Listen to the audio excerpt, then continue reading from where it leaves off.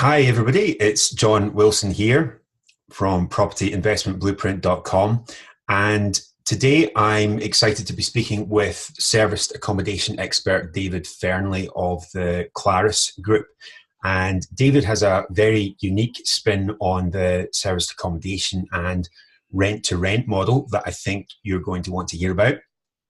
And I'm really looking forward to digging into that. So, David, welcome to the broadcast today. Yeah, hi, John. And thanks. Yeah, you're welcome. So let's crack right into it then, David. Tell us a bit about how long you've been at the service accommodation business and how did you get into it?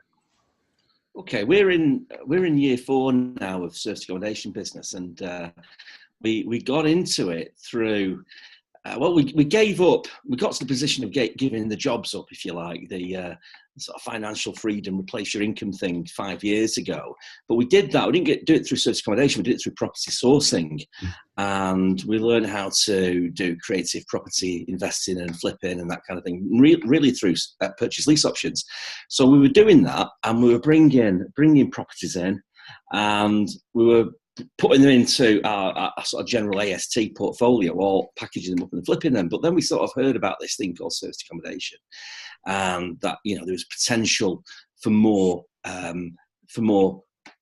cash flow to be made. So we thought, well, we'll have a look at it. So what we did, we initially put 3 of our properties into that model, and there were two lease options, one of our own, and we give it a go. And that was, as I say, that was about just edging on 4 years ago, and we did it. We didn't go down the rent to rent model or anything like that. We refurbished them, put them on. We didn't have a clue what we were doing, and yeah, we gave it a go, shoved them on the OTAs, and then went from there. And then I had all the nightmares of working with people like Booking.com and being targeted by the scammers and people wanting to have parties and what have you. So it was very, very steep learning curve from there. And we had to get our systems right and do this properly. That's basically how we got into it. We kind of, not say accidentally, but it was kind of accidental. We were doing property sourcing and we thought, we'll give it a go, not having a clue what we were doing. I think perhaps how a lot of people are doing it, they're coming from a property background and really not understanding perhaps that it's more hotel and hospitality business than property strategy. So it was a bit of a quick learning curve for us. Yeah, I think so. Yeah, that's a good point you make, that that there's an element of property involved there, but in order to make it really work and get happy customers, then you've got to be good at the hospitality side, I guess. And with the internet the way it is and the way these platforms are, certainly Airbnb, I don't know if Booking.com allows reviews, but certainly if you mess up on Airbnb and you get a bad review, then you're going to be less likely to get bookings in the future. So that's definitely important. Well, you're definitely right. Yeah. Booking.com, yeah, very much so. In fact, Airbnb are easier to work with regards to reviews, because you can review the guest as well. So a lot of the time they're a little bit more careful about slamming you, or and perhaps refund hunting than perhaps a Booking.com guest would be, because you can answer the review from Booking, but you can't go out and really review the guest. It doesn't stick on their profile. Right. So right. Yeah, you can. Interesting. So I'm sure you've made a lot of progress in those 4 years you've been at it. What does your business look like today? Well, it's completely different than it was. We got to a point about 3 years ago, and it was a point whereby we'd been let down again by housekeeping team. We'd got 6 units. We were also sourcing. We're also doing some mentoring and coaching at the same time, but it was taking so much time up, and we were struggling, to be honest. And we decided that we got to the point where either we give up or we do something else. And it's like, what do? We've got to scale this business, because what we wanted to do, John, we were so tied into the business, tied in with being let down by housekeeping, having no one to do the administration, working with the OTAs, the contracts, taking the payments, it was just really chewing our time up. So we decided to scale it. So to answer your question, we built a business that was scalable, and we went to the developers. We realised that it was going to be difficult to work with landlords to scale the business because of freeholder permissions, lender permissions, and that kind of thing.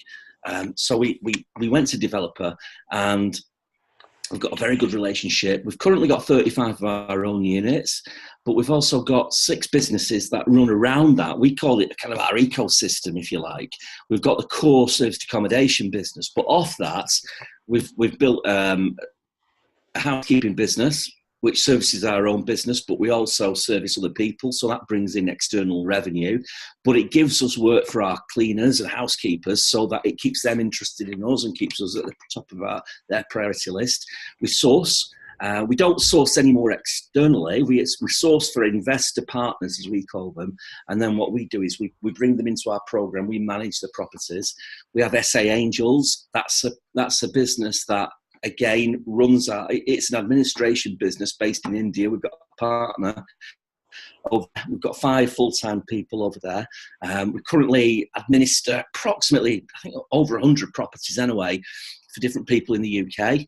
But the great thing for us is that we've got that external revenue coming in, so we can afford to keep these people going to do our business. We do some management for other people.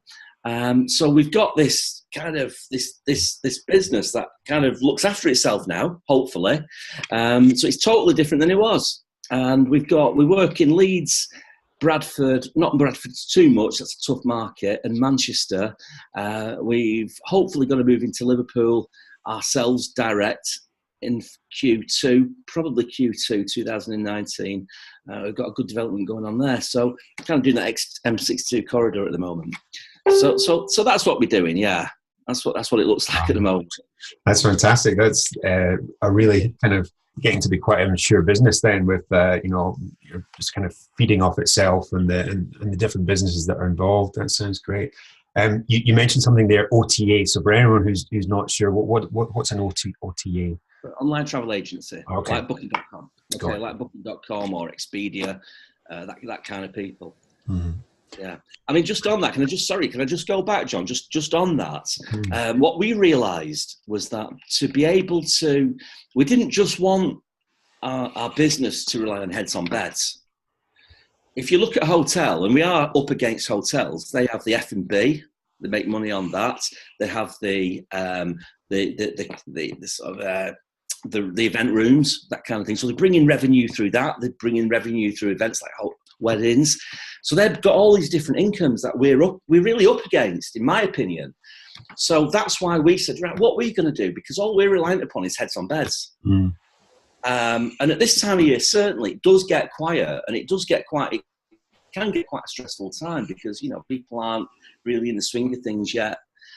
So that's why we did what we did. We thought, what can we do to bring external revenue in? So again, sorry, just to go back on that, that's something I just wanted to add there for people who are listening.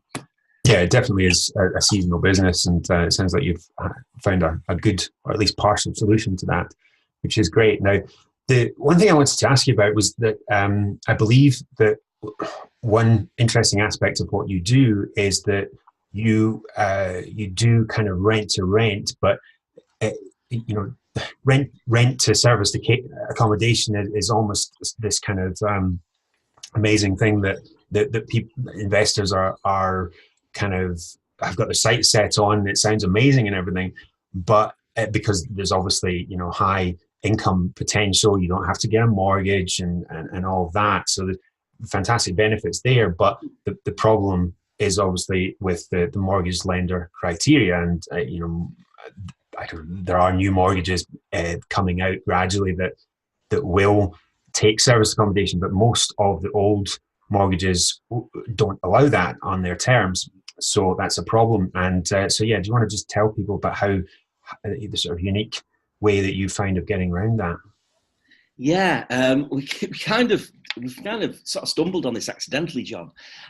When we first gave up the job, if you like, I got an opportunity. I'd bought some land and property overseas from an investment agent, a property investment agent. And we kept in touch over the years, and he asked us to do like an interview for Mail on Sunday, that kind of thing. So we kept in touch, and a friend of mine still worked there. So he said to us when I'd given the job, he said, "Do you want to come on as a sub agent for us?" So I said, "Yeah, what does that involve?" He said, "Well, we sell off-plan units in the UK and overseas." He said, "So if you come on with us, we will open our inventory up to you. It's your own marketing, your own business, your own identity. You've just got our inventory. So if you want access to that, if you want to sell those units, you'll get a decent commission off it. So we make money on it as well." So I said, "Yeah, I'd love to give it a go." So we did it, and I'll be honest with you, we really, really struggled. It was a tough market because brand new company.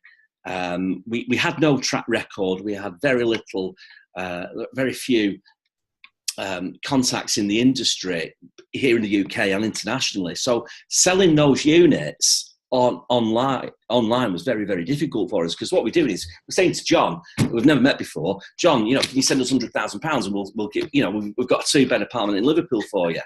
And it's like a real leap of faith for the investors to say, "Yeah, let's do it." So we did sell a few deals, but the marketing was extremely expensive, and it was tough. We weren't enjoying it, and we said, "You know what, we're going to have to do something different." And that's the point where we went into property sourcing, right? So a couple of years on from that, we started doing the serviced accommodation, and we kicked off with the 3 units. We got to 6. But we realised that to scale, we need to get more units, and we recognised exactly what you're saying, was that you've got freeholder permissions and lender permissions, which are big barriers. So what are we going to do? So we thought, you know what if we go back to the developers that we were originally working for, and whereby being at the front end, selling off plan to investors, what if we were at the back end and we were saying to the developer, right, what if we guarantee you rent? Because their model is that they'll sell off plan for a fixed yield. They call it an assured yield. They can't use the word guarantee. They use the word assured yield. So typically they'll sell to an investor, and let's say it's a residential block. They'll say, right, we can give us these installment payments throughout the construction of the building. Yes, you should get, we'll sell it you at a cheaper rate because you're buying off plan and you're shoving your money up front. But as a thank you, our deal is that we'll pay you, let's say, 6.5% for the first year. Yeah. So when practical completion is achieved with the developer, the pressure's on. They've got to fill those units because they've got that 6.5% going to investors, whatever it takes. So they've got to fill those units. So we thought, well, you know what if we went back to those developers who we had a relationship with, and we said to them, you know what, guys, what if we take, let's say in a development, we take 10 units off you. Let's say we take 1 floor off you and we guarantee that rent. What if, would you be prepared to work with us?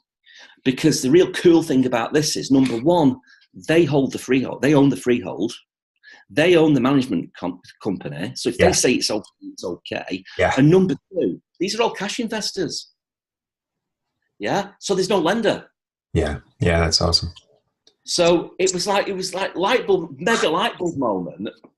Right. So we went to meet one of went to meet one of the developers, and we pitched it to them. We weren't, and I'd say this to everybody who's listening as well, you don't have to be a really big operator to work with a developer. I believe, John, that there's a misconception in the business that you need to be a really big operator to work directly with developers.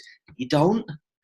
We had 6 units at the time, but we knew what ticked their boxes, and because it was a little bit easier for us because we knew, we kind of knew them and we knew people who they knew. So I could resonate when I met face to face.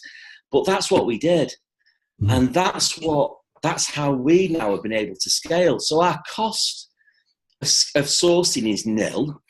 Our time spent sourcing is practically going having a look at exciting new developments. It's not work, it's fun, yeah? We don't do the agent thing. We're not trying to talk agents into letting or battle with arguments about is it subletting or not. We're not dealing with planning queries, but people get so mixed up on. We're not dealing with any of that, and it's really simple. I'd say to everybody who's listening, you know what, guys, you've got to know where to look. You've got to know what to say to them, but you can do it. Now, we had a mentee who actually we taught this model too, and he went, and a couple of years ago now, he set up an agreement with a developer, and he had no units. So you can do it, you can kick off, and you can develop that relationship. You just got to know what ticks their boxes. So if someone out there wanted to try and do that, who is it in the development company that they would try to speak to? How would they go about that? A lot of these developers have their own letting agency companies. Right. Yeah. So what you do, the way I'd do this to start with, John, I'd start having a look at property investment agencies, people who are selling properties off plan. Mm-hmm. Okay. And then go and have a look at their website, see who those developers are. Once you know who those developers are, go and research them, go and have a look at what they're doing, go and have a look at what they're selling, go and have a look at if they've got, they might have a letting agency. If they've got that model that our developer works on, then, when practical completion when that ribbon gets cut, the pressure's on. They're going to want people to start pumping money into their businesses. So my first suggestion would be to go and have a look at the agents who are selling these properties. And when you go onto their websites and you start speaking to those guys, you'll start finding out who they work with in the area you're interested in. And then just start approaching them, just talk to them and just explain what you do. I don't say, obviously, don't say tell them lies. Don't try and fool them, but just say that this is what we do. They'll be worried about things like parties. They'll be worried about damage, that kind of thing. The way I talk to them is, guys, we're a hotel business really. So when you've got a tenant move out and it's a complete dump, that isn't like us. We've got to keep our units absolutely pristine, because if we don't, we've got no business. Yeah, and they can walk into any of our units now, John, and they'll be sparkling, because we have to keep them right. We're up against people. I pitch our units around 4 stars, so we're up against the Marriotts of this world or the Hiltons. We've got to be bang on. We've got to keep them right. So you've got to say the right things to them and get them on side and understand what the benefits are for them. Yeah, no, that sounds good. Definitely. And to be honest, I'm sure there are the odd nightmare, but I'm a small service accommodation. I've got 2 in my portfolio that I run as service accommodation, and my experience, they treat the place as I would. Whenever I go back to, one of them is my own flat that I used to live in Glasgow when I was there, and whenever I go back there, it's like, it's like I never left. They treat it well in general. I find. So that's the benefits for the developer. What about the benefits for you? Can you talk us through an example deal, just so that people can see, what are the financial benefits of running one of these versus, say, a vanilla buy-to-let? Yeah, sure. I've not got a calculator with me, but hang on, just bear with me 1 second. Right, obviously there's lots and lots of different types of guests, isn't there? There's your travel guests, there's your corporate guests, there's a sector that we deal a lot with is actors, professional actors, and they're not sort of TV actors. They're actors that travel around the UK doing shows like Miss Saigon, maybe. So they're on the circuit, and they'll come to us, and we market to those guys. Now they don't pay the biggest money in the world, but what they do, they might stay for 2 or 3 months. Okay, so to give you an example, okay, right, it works very well when we have a lot of 3 double bedroom apartments, and we like 3 double bedroom apartments because we can fit loads of people in them. certainly if we're putting zip and link beds in, because we could get probably about 10 people in, but we don't tend to do that because you've only got so many bathrooms, you've only got so many dining rooms, you've got one kitchen. So we usually restrict it to about 8 people. But with an actor, typically what they'll want is 1 bedroom each. So if they paid, let's say £100 a night, okay, it's a little bit less than £100 a night. Amanda does the numbers. So I think it's about £80 a night. Okay, so £80 a night for a month times 30.5 on average is £2,440.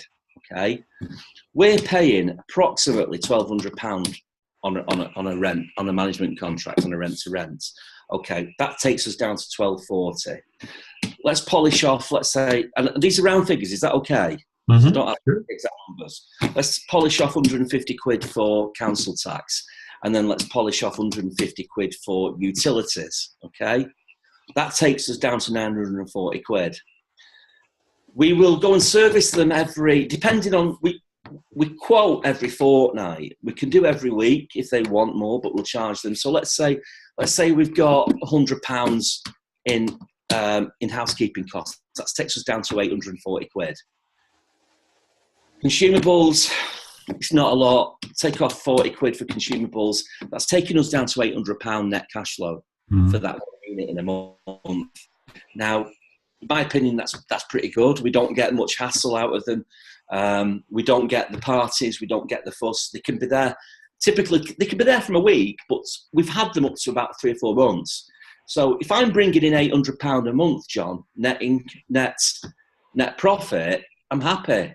Mm-hmm. Yeah, absolutely. Now you mentioned, like, was it 1,200? You do it on the rent to rent, so you're paying the developer 1,200. So what would the market rent for that property be, just on an AST? Right, in Manchester, we pretty much pay market rent. Right. Okay. I have chipped them down. The thing is with Manchester, let's say, it's a buoyant market. Yep. So I know there's lots of people who say, "Oh, you've got to knock it down. You've got to get, if you're offering them, let's say 3 years, 5 years, you can bring the price down." It's really tough. If the truth be known, it's really tough because they will go and rent that property out all day long. Yeah, it is such a buoyant market, certainly in Manchester. It is in Leeds as well. If one of the properties come on the market, we always get first option. If we say no for whatever reason, they'll let it out in a day or two. So it's difficult to get it down. Sure. Okay. But yeah, I mean, at the same time, you've got the benefit of not really having to source these, you're not having any costs in sourcing them. So, there's something in it for you and there's something in it for them. And that's the ingredients of a good deal, really. So. Well, what I'd like to share with you, John, is that we don't pay fees. Mm-hmm. We don't pay referencing fees or anything like that. And we don't pay deposits. The reason we don't is because, initially when I went to meet them, I said, look, we're not working under an AST here. We're not a standard tenant. We've not got the Housing Act behind us. Okay. We're going to work on a management contract, pretty much business to business. So if we're going to walk away from all those rights, then, we expect something in return. So we don't expect to be paying deposits and we don't expect to be paying fees. And we shook hands on the deal. It works for them and it works for us. Got it. So what else was I going to ask? So, yeah, tell me about managing prices, David. That's something that, I've had a little bit of issues with in the past. Airbnb has something called smart pricing. I think it's called smart pricing, something like that. And I hear that there were some problems with that in the past, but it's kind of a bit better now. But is that something what's your thoughts on that? And is that something that can be managed by a channel manager, or is that something that you do manually? What are your thoughts on price? Right. We've had a big learning experience here, John. If it's okay, I'll answer this in such a way. When we started, we initially thought, right, you set a price, you just go and have a look and look at your competitors, just like you would a standard AST, and you put it on. Let's say a comparable is £100 a night, you just put it on. Oh, and sorry, just to go back on that, we do work with Airbnb, but it's probably about 5% of our income. Really? So we don't really do much with them at all. It's predominantly Booking.com, which in our opinion are much more sophisticated OTA, but also and much more powerful OTA, much bigger and direct. So what we thought when we first learned, we let's have a look at what else is in the area, and let's say we're seeing 2-bed apartments in the area, £100, put it on a 95, right? We'll get work, and then we'd leave it. But that was totally wrong. You can't leave your rates. You've got to keep adjusting them, and we kind of learned that. And then we started to learn and look at comparables, and then you've really got to do it. If not every day, you've got to do it every 2 or 3 days, really, because the hotels who you are up against, they're constantly changing their practice. They have departments, don't they, full of people who are constantly monitoring the market. But then we then came across a revenue manager who's a specialist in manipulating rates and looking at manipulating the market, seeing what's going on, and who can go into the likes of Booking.com and maximize and optimize your revenue. And at that point, I think the thing I want to share with you is that when we took Morel on, it really opened our eyes how little we knew. Yeah, and I believe that's typical pretty much of a lot of the kind of Facebook and social media circuit, is that you kind of don't know what you don't know. And that lady, she's been a sort of revenue director for the Marriott, Best Western, and other people like that. That's what she did. She's like an expert in what she did. It's what she does. Wow. And we realised that we actually didn't know much, John. Yeah. Am I qualified to sit here and teach and talk about revenue optimization? No, I'm not. I'll be honest, no, I'm not. But I will tell you is that it was a big game changer for us to bring in an expert who did. Yeah. So for everybody who's listening, I would strongly suggest that you have a look at looking externally at one of these experts who can come into your business on a self-employed basis. And they don't have to work full time. Of course they don't. But they'll come and however many units, you might have 5 units. They can come in and they can start looking at your units and trying to deal with your bookings and optimize your revenue, because that's what it's all about, isn't it? At the end of the day, if you don't get the money in, you bust. That's it. So I think, if I can, John, that's the way I'd like to answer that question, really, is that I'm certainly no expert in revenue management and pricing. That's why we brought somebody in who is, because we didn't know what we were doing. That's the truth of it. Right. Interesting. So yeah, we're coming to the end of our interview here, but just wondered if I mean you obviously it's a very eventful kind of business. You must have kind of some stories or interesting kind of events that have gone on in there. Is there anything that springs to mind? Yeah, I think one of the things I'd like to share is, we've had so much, if you like, fun with some terrible guests. We had a really bad period of going through stolen cards. What? Yeah, stolen cards. Booking online with stolen cards. Oh, cards, right? Sorry, I thought you said cars. Sorry. Right. So I'll give you an example. A quick example. One particular day, it was some music awards in Leeds. These lads came up from London and they moved in, and our head housekeeper in Leeds at the time, it was about midday, she phoned us up and said, "Look, David and Amanda, I'm a bit worried. There's a load of loud music coming. It's only midday." So we said, "Look, just go and knock on the door." And she knocked on the door, and the guy was really polite. He said, "Oh, I'm sorry, just the TV, played a bit of music. I'll turn it down." Anyway, I went over because we were worried if they were playing loud music at that time. So anyway, we went in, and it was a real smell of drugs. And that sort of thing going on, and we were quite worried. But it would be really naive to think that people don't smoke drugs or take drugs in our service departments. And of course they do. It's the way of the world, isn't it? But we said to Vicky, have a walk by at night. Don't approach them, just have a look. And it was quiet. Anyway, the next day they were due to move out. So at 10 o'clock. So at 10:30, she couldn't get in. It was locked. The door was barricaded. So she's knocking on the door, no answer. Knocking on the door, no answer. Eventually, this guy came to the door. But in the meantime, she'd managed to push the door a little bit open. It had been wedged by our washing machine. And what they'd done coupled it and wedged it in. Now, we think they'd been on drugs and they were sort of comatose and all the rest of it. So they came to the door and said, "Oh, sorry, yeah, we'll go in 10 minutes. We'll come and give you a shout and we'll go in." So anyway, she went down the corridor. 15 minutes later, she came back. What they'd done is they turned on the tap to the washing machine and they were flooding the place and they'd gone. Oh. Yeah, it was completely underwater. It started to come into the hallway.